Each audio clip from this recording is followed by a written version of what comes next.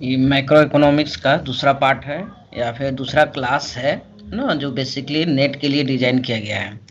तो इस लेक्चर में हम लोग बात करेंगे मैक्रो मैक्रो वेरिएबल के बारे में और उसका रिलेशनशिप, और उससे हम लोग कैसे इक्वेशन फॉर्मेट करते हैं। ठीक है, तो इसमें सबसे पहला हम लोग देखेंगे क्या, कंजम्पशन फंक्शन या फिर saving function, investment, export import, tax, demand demand for money, national income, है ना। तो इसमें देखते हैं कि इसको हम लोग कि कौन किसके साथ कोरिलेट करता है ना, या फिर किसके साथ वो रिलेशन एस्टेब्लिश करता है और उसका इक्वेशन कैसे बनता है। जैसे कि अगर हम कंजम्पशन फंक्शन का बात करें तो कंजम्पशन फंक्शन जो है वो एक्चुअली इनकम पे डिपेंड करता है ना। तो पहला जब हम लोग देखते हैं कंजम्पशन फंक्शन, ठीक है। तो कंजम्पशन फंक्शन में हम लोग क्या देखते हैं कि consumption is a function of income, मतलब कि कंजम्पशन जो है वो इनकम पे डिपेंड करता है।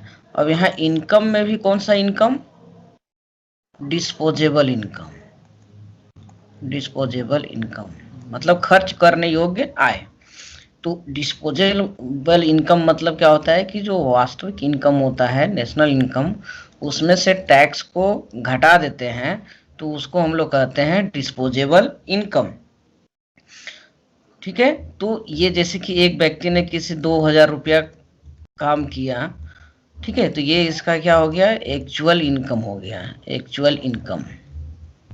और जब इसको पेमेंट मिल रहा था तो उसको 200 रुपया टैक्स के रूप में काट लिया, टैक्स के रूप में। तो अब ये खर्च कितना कर पाएगा इनकम को, ठीक है, जिसको हम लोग क्या कहते हैं, डिस्पोजेबल। तो ये क्या हो जाएगा, 2,000 माइनस 200, ठीक है, तो वाई डी इक्वल टू कितना हो गया, 1800। अब इसी इनकम को वो खर्च करेगा, है ना। तो इसी को हम लोग यहाँ पर इनकम इक्वेशन से भी हम लोग देख सकते हैं कि इनकम इक्वेशन क्या होता है, सी प्लस एस। और ये दोनों जो है कंजम्पशन और saving, consumption and saving, saving both are dependent on disposable income, disposable income, ठीक है। सीधा सीधा सीधी बात में हम लोग बोल सकते हैं कि डिस्पोजेबल इनकम क्या है, जो टैक्स देने के बाद जो बचता है। तो अब यहाँ पर हम लोग देखते हैं कि डिस्पोजेबल इनकम जो है वो कंजम्पशन को किस तरह से इन्फ्लुएंस करता है, ठीक है। तो इसका हम लोग पहले सबसे पहला इसका फंक्शन देख लेते हैं, है ना, कि कंजम्पशन जो है वो किस पे डिपेंड करता है, फंक्शन ऑफ वाई डी। हम सिंपली वाई लिख देते हैं, है ना, या सुविधा के लिए इसको हम लोग फंक्शन ऑफ वाई ही लेके चलते हैं। बाद में जो मैथमेटिकल, जब केंशियन टर्मोलॉजी आएगा, है ना, केंशियन इक्वेशन, तो उसमें हम लोग वाई डी का एक अलग से इक्वेशन को फॉर्मेट करते हैं, मल्टीप्लायर और ये सब टैक्स मल्टीप्लायर में। तो यहाँ पर हम लोग का क्या हो जाएगा कि जब सी जो फंक्शन ऑफ वाई है तो किस तरह से डिपेंड है, सी और कंजम्पशन और इनकम किस तरह से एक दूसरे से रिलेटेड है, पॉजिटिव। पॉजिटिव कहने का मतलब कि change in same direction, both are change in same direction, मतलब कि दोनों जो है वो एक ही डायरेक्शन में चेंज करेगा। Both C and Y change in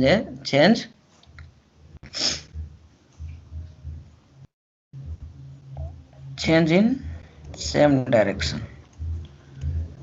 same direction कहने का मतलब होता है कि अगर हमारा इनकम बढ़ेगा तो कंजम्पशन भी बढ़ेगा, अगर ये घटेगा तो कंजम्पशन भी घटेगा।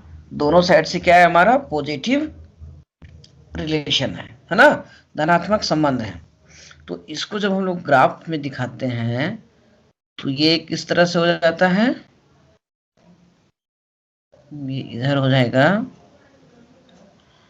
इधर सी हो गया कंजम्पशन और इधर हो गया इनकम, तो हमेशा जब भी कंजम्पशन फंक्शन का कर्व जब ड्रॉ होता है तो वो 0 से ऊपर होता है। तो 0 से ऊपर क्यों होता है ना, कि देखिए आप इनकम अर्न कीजिए या ना कीजिए, कमाइए, लेकिन आपको उतना तो पेट पालने भर तो कम से कम आपको खाना ही पड़ेगा।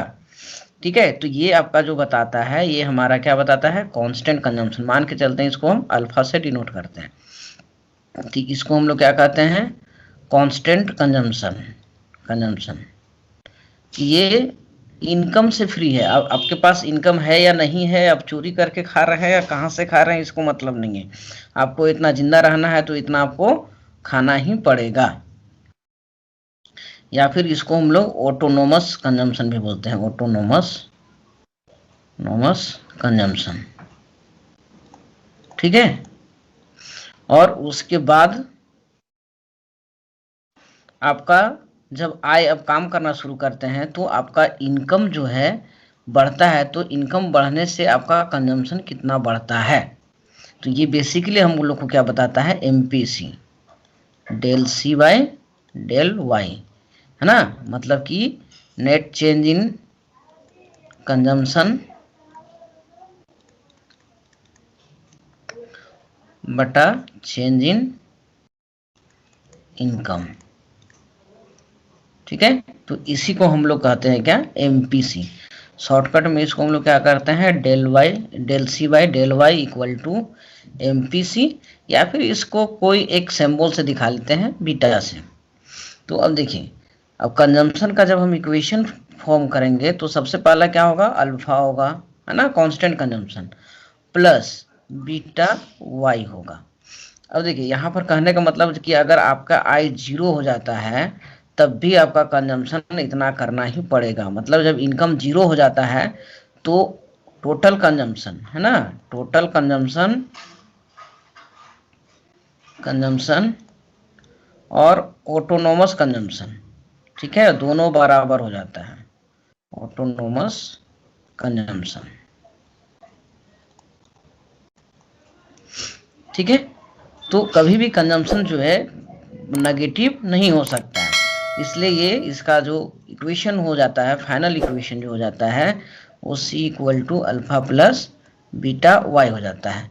ये एक्चुअली ये सब जो है वो केन्स के अनुसार है ना। अगर और ये स्टैटिक, मतलब कि इसमें हम लोग ये देखते हैं केन्स के अनुसार कि करंट कंजम्पशन, ठीक है, current consumption is a function of current income. ठीक है, तो इसको ऐसे भी करते हैं, C T equal to function of Y T. और ये बेसिकली थ्योरेटिकली आगे आप लोग को बताया जाएगा, है ना, कि ये जो है, ये जो कंजम्पशन हम लोग बात कर रहे हैं, ये क्या था, शॉर्ट रन कंजम्पशन, जो केन्स लेके चलते हैं, short run consumption function.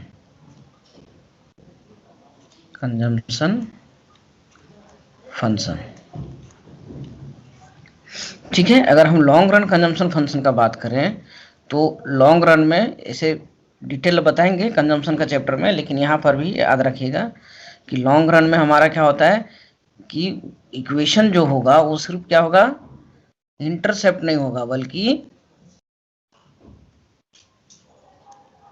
C equal to only beta Y होगा, है ना, क्योंकि वो ओवरऑल लाइफ टाइम कंजम्पशन को लेके चलता है।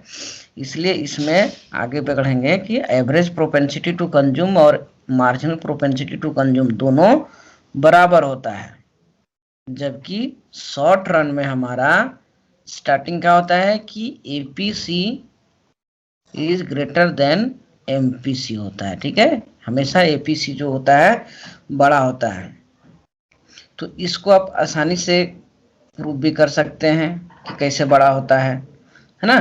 तो देखिए, C equal to alpha plus beta Y है, तो अगर इसको हम लोग मार्जिनल निकालना होगा तो इसको फर्स्ट ऑर्डर डेरिवेटिव करेंगे तो सिर्फ बीटा आएगा, तो ये एमपीसी है।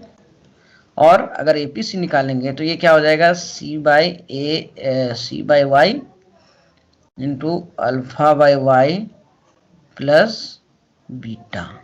तो देखिए ये बीटा भी है और बीटा के साथ साथ अल्फा बाय वाई भी है। तो इसका मतलब कि इसमें सिर्फ एमपीसी में क्या है, बीटा है, और इसमें बीटा के साथ कुछ भी तो टर्म है ना। तो इसलिए शॉर्ट रन में हमारा क्या होता है, APC is greater than MPC. तो ये तो हमारा हो गया कंजम्पशन फंक्शन। उसके बाद यहीं पे दूसरा हम लोग लिखेंगे सेविंग फंक्शन। सेविंग फंक्शन, तो सेविंग फंक्शन एक्चुअली हम टोटल आय को, टोटल इनकम को हम लोग दो भाग में डिवाइड करते हैं, y equal to C plus S. तो देखिए सी तो हमारा ये कभी भी नेगेटिव नहीं होगा, है ना, कंजम्पशन नेवर बी नेगेटिव, ठीक है, कि ये नेगेटिव नहीं हो सकता। तो इसका मतलब कि जो हमारा कांस्टेंट कंजम्पशन था, इसको अगर आप ऐसे करके देखते हैं कि ये 0 एक्सिस हो गया, इधर इनकम, इधर सेविंग, और ये क्या हो गया, कंजम्पशन हो गया, है ना। तो देखिए यहां पर जो हम लोग शुरू कर रहे थे अल्फा कांस्टेंट कंजम्पशन, उसके बाद से यहां पर शुरू हो रहा था ये C equal to alpha plus beta Y. तो अब यहां पर सवाल उठता है कि भाई अब जब आय आपका 0 था, जब इनकम आपका 0 था, तब भी आपका कंजम्पशन जो था वो अल्फा मतलब कांस्टेंट कर रहा था, तो इसके लिए पैसा आप कहाँ से ला रहे थे। तो श्योर सी बात था कि आप किसी से उधार ले रहे थे, बोरो कर रहे थे, है ना, या फिर इसी को हम लोग कहते हैं क्या, डिस सेविंग। जैसे कि स्टूडेंट लाइफ में होता है कि आप कमाते नहीं है फिर भी आप खाते हैं, तो कहाँ से खाते हैं, बाप से, पापा से, तो वो पापा पे क्या होता है, कर्जा होता है। तो जितना आप बिना इनकम का कमा रहे थे, खा रहे थे, उतना ही आपका डिस सेविंग हो रहा था, ठीक है। तो डिस सेविंग को मान के चलते हैं कि ये मतलब कि ये जो आपका अल्फा था, जो कंजम्पशन कांस्टेंट कंजम्पशन था, उतना के मात्रा में आप यहाँ पर क्या कर रहे हैं, किसी से उधार ले रहे हैं, जिसको हम लोग यहाँ पर डिस सेविंग करते हैं। उसके बाद जब आप कंज्यूम करना, कमाना शुरू करते हैं, तब फिर आपका कर्व इस तरह से चलता है, ठीक है। तो सी इज ए फंक्शन, तो इसका जो तो इसका जो सेविंग फंक्शन होगा वो इस तरह से होगा, सेविंग इक्वल टू, है ना, अब minus alpha plus B Y, है ना। देखिए यहाँ पर आप टर्म कुछ भी यहाँ पर पैरामीटर यूज कर सकते हैं, कि हम लोग यहाँ बेसिकली इसको minus A plus B Y भी कर सकते हैं। तो यहाँ पर हम लोग क्या देख रहे हैं कि सेविंग और वाई, ये सेविंग और इनकम के बीच जो है, एक्चुअली ये saving is a function of disposable income, है ना। लेकिन इसका जब हम इक्वेशन फॉर्म करते हैं तो ये क्या हो जाता है, माइनस ए, मतलब कि डिस सेविंग, क्योंकि यहाँ पर हम कंजम्पशन को नेगेटिव नहीं कर सकते हैं, तो उधार लेके आपको खाना पड़ेगा, प्लस बी वाई। तो यहाँ पर ये जो हो गया वो क्या कहलाएगा, डिस सेविंग, और ये बी जो हो गया ये क्या कहलाएगा, एम पी एस, और ये क्या कहलाएगा, मतलब कि मार्जिनल प्रोपेंसिटी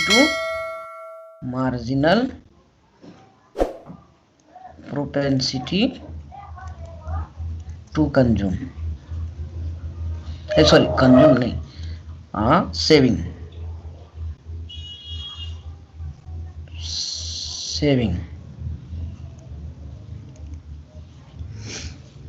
ठीक है। इसलिए जब हम लोग सेपरेट कर्व बनाते हैं, है ना, किसका, एक तरफ कंजम्पशन का,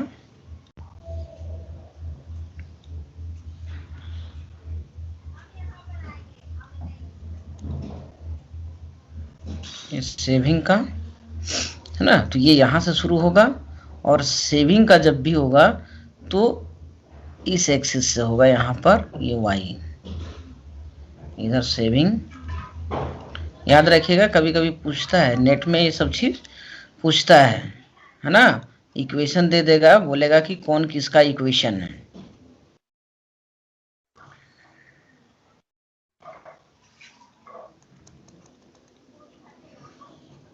ठीक है, तो ये हो गया आपका c equal to alpha plus beta Y, और यहाँ पर हो गया s equal to minus A plus B Y, है ना। ये s is a function of y, और यहाँ पर c is a function of y, y मतलब डिस्पोजेबल इनकम, है ना।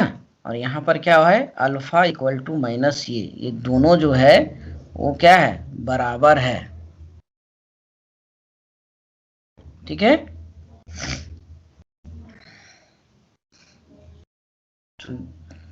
नेक्स्ट हम लोग देखते हैं,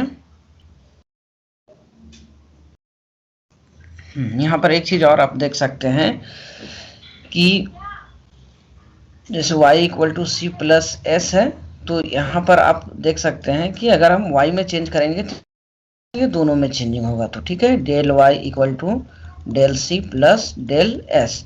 ठीक है, और अगर दोनों साइड हम डेल y से डिवाइड कर देंगे तो यही हमारा क्या कहला जाएगा, है ना। ऐसे भी हम लोग बोल सकते हैं कि ये हमारा क्या हो जाएगा, ये 1 हो जाएगा, यहाँ पर 1 हो जाएगा, और ये हमारा क्या कहलाएगा, MPC प्लस MPS, है ना। या फिर MPC equal to 1 minus MPS, या फिर MPS equal to 1 minus MPC। ठीक है, तो इस तरह से यहाँ पर भी ऑब्जेक्टिव क्वेश्चन को यहाँ पर पूछता है। नेक्स्ट जो है हम लोग देखते हैं कि इन्वेस्टमेंट, हाँ एक चीज और यहाँ पर पीछे आप लोग देख सकते हैं, क्योंकि ये सब ज्यादातर क्वेश्चन पूछता है कि सेविंग पर, एक्चुअली सेविंग।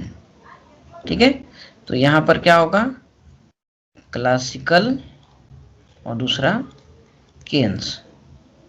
ठीक है, तो क्लासिकल जब भी बोलेगा कि saving is a function of only rate of interest, ठीक है, रेट ऑफ इंटरेस्ट, वो भी पॉजिटिव, तो इसको ऐसे भी दिखा सकते हैं आप लोग।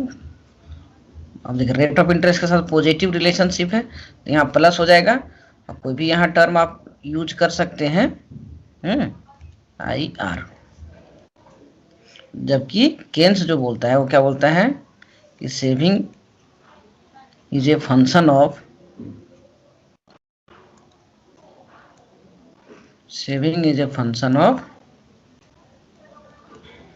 वाइंडिंग, है ना।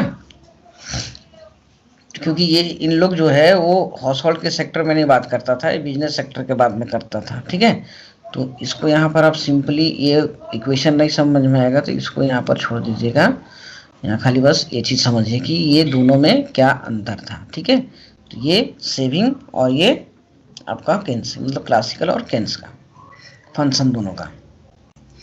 नेक्स्ट जो हम लोग देखते हैं वो देखेंगे इन्वेस्टमेंट फंक्शन, इन्वेस्टमेंट फंक्शन। ठीक है, तो ये बहुत पॉपुलर है और मैक्रो इकोनॉमिक्स का रीड बोला जाता है ऐसे भी, है ना। कि ऐसे भी इन्वेस्टमेंट जो होता है, इन्वेस्टमेंट को हम लोग क्या बोलते हैं, investment is a fuel of economy, है ना। इकोनॉमी को चलाना है तो इन्वेस्टमेंट डालना होगा। ठीक है, तो यहाँ पर भी देखिए जनरली इन्वेस्टमेंट फंक्शन भी जो होता है वो, इसको भी आप क्लासिकल और केन्स वाला में तब चेंज कर दीजिएगा तो ज़्यादा समझ में आ जाएगा, क्योंकि कभी कभी सेपरेट भी पूछ देता है केन्स। तो क्लासिकल का जो होता है, investment is a function of only rate of interest, है ना। ये क्या होता है, रेट ऑफ इंटरेस्ट। जबकि केन्स के अनुसार जो होता है कि investment is a function of rate of interest and income. अब इन्वेस्टमेंट जो होता है यहाँ पर इन लोग के अनुसार नेगेटिव रिलेशनशिप होता है ना। तो इसका अगर हम लोग कर्व देखेंगे तो एक ऐसा होगा, इधर रेट ऑफ इंटरेस्ट और इधर इन्वेस्टमेंट। ठीक है, तो यहाँ पर ये क्या हो जाएगा, downward sloping I is a function of rate of interest. और जब इसका हम लोग इक्वेशन बनाते हैं तो ये इक्वेशन कैसे बनेगा, आई इक्वल टू आई बार, मतलब कि कांस्टेंट कैपिटल है ना। इन्वेस्टमेंट करने का मतलब होता है नया चीज, तो पुराना वाला को भी यहाँ पर दिखाना पड़ेगा ना, तो आई बार दिखाते हैं, प्लस कोई भी अब प्लस नहीं होगा, यहाँ पर माइनस होगा, क्योंकि लोन आप कब लीजिएगा ज़्यादा, जब आपको रेट ऑफ इंटरेस्ट कम मिलेगा। ठीक है, तो इसको हम लोग इस तरह से दिखाते हैं। तो ये क्लासिकल के अनुसार था इस तरह से। ठीक है, मैथमेटिकल रिप्रेजेंटेशन है इसका इक्वेशन। जबकि केन्स बोलता है कि ये दोनों का जो है ना इन्वेस्टमेंट जो है वो आपका रेट ऑफ इंटरेस्ट पे, तो यही इक्वेशन बन जाएगा। ये तो कांस्टेंट कैपिटल रहेगा ही, उसके बाद माइनस बी आर हो जाएगा, प्लस इसको B1 कर देते हैं, इसको B2 कर देते हैं, तो समझने में आसान हो जाएगा। ठीक है, तो ये बन जाता है आपका केन्स के अनुसार इन्वेस्टमेंट इक्वेशन। या फिर कभी कभी इसको शॉर्टकट में भी पूछ देगा कि आई बार प्लस बी वाई बार। ठीक है, तो वो जगह जगह पर अपना अपना मर्जी से वहां पर लेता है ना, कि इन्वेस्टमेंट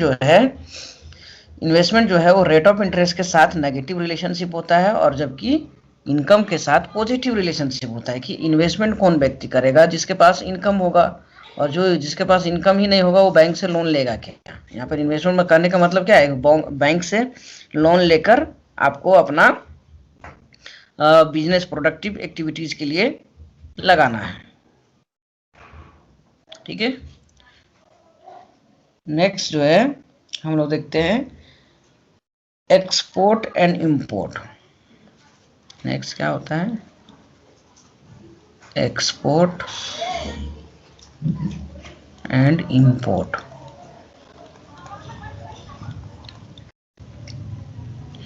ठीक है, तो एक्सपोर्ट को शॉर्टकट में एक्स दिखाते हैं और इंपोर्ट को एम दिखाते हैं। तो देखिए बेसिकली एक्सपोर्ट जो है ये ऑटोनोमसली डिटरमाइन होता है ना, स्वतंत्र रूप से ऑटोनोमसली, कि हम कितना एक्सपोर्ट करेंगे ये हमारा इंटरनल मैटर मतलब डोमेस्टिक मैटर पे डिपेंड करता है, कि हमारा प्रोडक्शन एक्टिविटीज कितना है, इन्वेस्टमेंट कितना है, बहुत सारे फैक्टर इसमें इन्वॉल्व होते हैं। लेकिन हम किसी भी गुड्स को अगर विदेश से मंगाते हैं, इंपोर्ट करते हैं, तो इसका जो होता है ये जो डिपेंड करता है वो हमारा किस पे करता है, नेशनल इनकम पे करता है या इनकम पे करता है। कि अब ये दोनों के बीच कैसा रिलेशनशिप होता है, पॉजिटिव होता है। तो जब इनकम बढ़ेगा तो आपका इंपोर्ट भी बढ़ेगा। ठीक है, और अगर ये घटेगा तो ये भी घटेगा, इंपोर्ट भी घटेगा।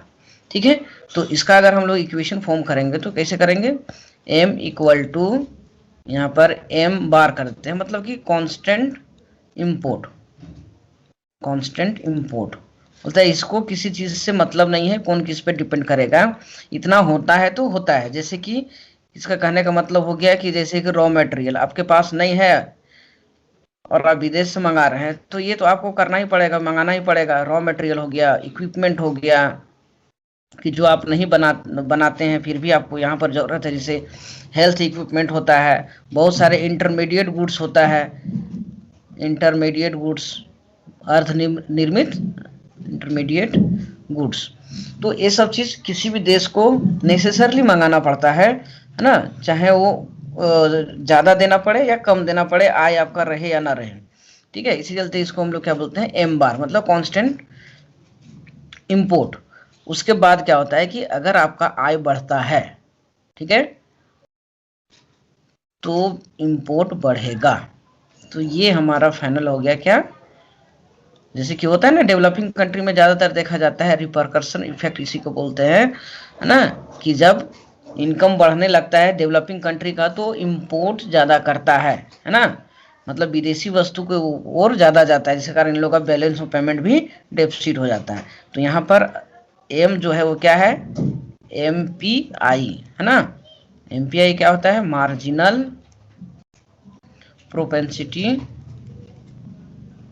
Propensity to import. ठीक है, नेक्स्ट हम लोग देखते हैं टैक्स।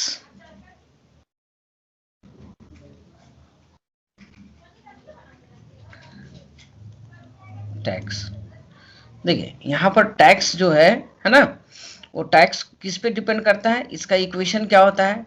तो सिंपल सा बात होता है कि टैक्स जो होता है, tax is a function of income. Tax is a function of income, कि जितना इनकम बढ़ेगा उतना ना इनकम कम होगा, गरीब लोग कितना टैक्स देगा, है ना। या फिर अगर गरीब भी है, परचेजिंग पावर कम है, तब भी नहीं दे पाएगा, है ना। अगर परचेजिंग पावर ज़्यादा है तो उस केस में गवर्नमेंट को डायरेक्ट इनडायरेक्ट टैक्स ज़्यादा मिलेगा। ठीक है, तो यहाँ पर टैक्स जो होता है वो बेसिकली किसका फंक्शन होता है, फंक्शन ऑफ इनकम। की ज़्यादा टैक्स इनकम होगा तो टैक्स भी ज़्यादा होगा। ठीक है, तो इसका इक्वेशन हम लोग किस तरह से करते हैं कि T equal to T bar मतलब कांस्टेंट प्लस और स्मॉल टी वाई। इसका मतलब क्या हो गया कि जो टैक्स जो है ना, ये टी बार जो है वो क्या बता रहा है लमसम टैक्स। लमसम टैक्स मतलब कि कोई ऐसा होता है कि पहले होता था कि सरकार फिक्स कर देती है टैक्स कि आपको साल में 5,000 रुपये देना है, बाकी बाद आपको जितना कमाना है वो कमाते रहिए, हमको नहीं मतलब है। और दूसरा जो है ये टैक्स जो है वो क्या है, टैक्स रेट है। टैक्स रेट जैसे अभी जीएसटी है कि 5%, 10%, अगर 5% लगाता है तो ये कितना हो जाएगा, स्मॉल टी 0.05, है ना। तो अगर यहाँ पर अगर 100 रुपया का सामान अगर आप लेते हैं तो आपको कितना देना पड़ेगा, 5 रुपया। अगर 200 रुपया का करना चाहते कीजिएगा तो कितना हो जाएगा, 10 रुपया। ठीक है, तो ये हमारा क्या होता है, टैक्स इक्वेशन होता है। आगे आप लोग को वहाँ पर पढ़ना पड़ेगा। तो जो हम लोग यहाँ आगे जो हम लोग बात कर रहे थे कि वाईडी है ना, एक वन टर्म यूज किए थे, YD equal to actual income minus tax. तो इसी इक्वेशन को अगर हम आगे कर देंगे तो क्या हो जाएगा, YD equal to Y minus T bar, है ना, माइनस माइनस गुना हो जाएगा तो ये क्या हो जाएगा, टी वाई। ठीक है, तो आगे जब इसका हम लोग मैथ बनाते हैं इक्विलिब्रियम, तो ये सारे टर्मोलॉजी का यूज होता है और कभी कभी नेट में इसका डायरेक्ट भी पूछता है। ठीक है, उसके बाद हम लोग देखते हैं demand for money and supply of money.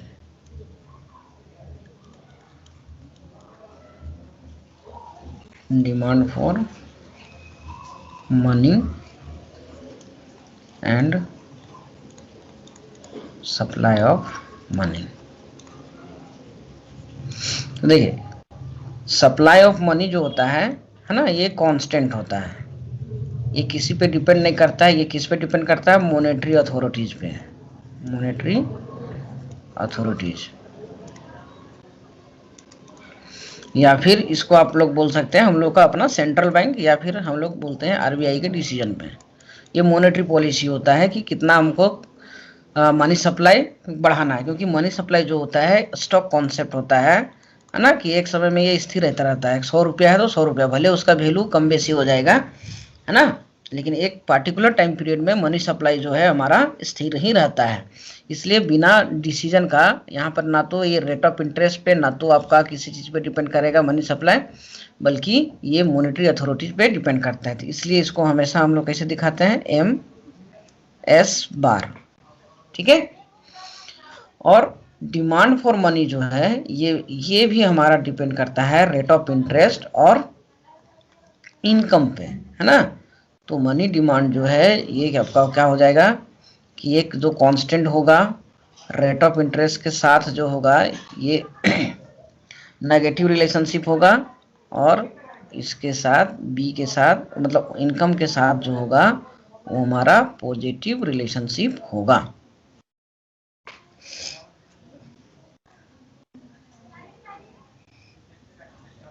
ठीक है, तो आज इसके इक्वेशन फॉर्म में, हाँ एक चीज़ और इक्वेशन यहाँ पर हम लोग देख सकते हैं कि income equation, income and expense expenditure equation. बहुत बार बार कंफ्यूज हो जाता है लोग, है ना। इनकम को हम लोग बोलते हैं एग्रीगेट सप्लाई और इसको कहते हैं एग्रीगेट डिमांड, ठीक है। तो इसको भी हम लोग जो सप्लाई हो यही इनकम इक्वेशन होता है, तो C प्लस S, और ये जो होता है एक्सपेंडिचर होता है C प्लस I। मतलब कि जो टोटल एक्सपेंडिचर हम लोग कर रहे हैं वो कंजम्पशन पे कर रहे हैं या तो फिर इन्वेस्टमेंट गुड्स पे कर रहे हैं, और टोटल इनकम को अगर हम या तो कंज्यूम करते हैं या तो उसको सेव करते हैं, ठीक है। तो यहाँ पर अगर हम एक्सपेंडिचर को ये देखते हैं तो ये 2 सेक्टर मॉडल है ना। अगर 3 सेक्टर होगा तो वहां पर सरकार आ जाएगी C plus I plus G, और 4 सेक्टर होगा तो ये क्या हो जाएगा C plus I plus G plus X minus M, है ना। तो ये इसको हम लोग मैथमेटिकल इस तरह से लिखते हैं कि इनकम जो है ये एक्सपेंडिचर जो कंजम्पशन इनकम एक्सपेंडिचर, और जी मतलब गवर्नमेंट एक्सपेंडिचर, और उसके बाद यहाँ पर हम लोग देखते हैं नेट इनकम फ्रॉम अब्रॉड मतलब कि एक्सपोर्ट और इंपोर्ट।